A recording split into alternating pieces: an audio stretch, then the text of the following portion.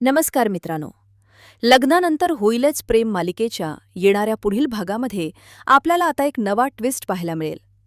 रम्याच्या प्रेमात आंधळा झालेला विजय आता देशमुख कुटुंबासोबत सूड उगवण्याचा ठरवतो.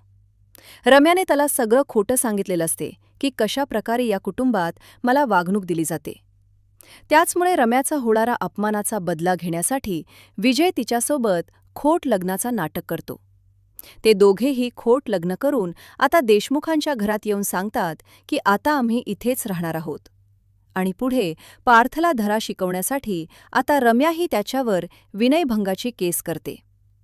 या घरामध्ये माझा छळ होतो, मला चांगली वागणूक दिली जात नाही, तर विजयने पोलिसांना बोलावलेलं असते.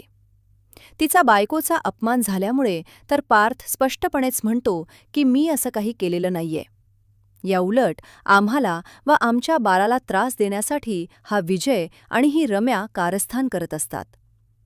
तर विक्रम अतिशय चांगला मुद्दा उचलतो की जर रम्यास लग्न झालं आहे तर मग तिने विजयच्या घरी जाऊन राहावं. अर्थात विजयचा रम्याच्या माहेरी राहण्याचा काही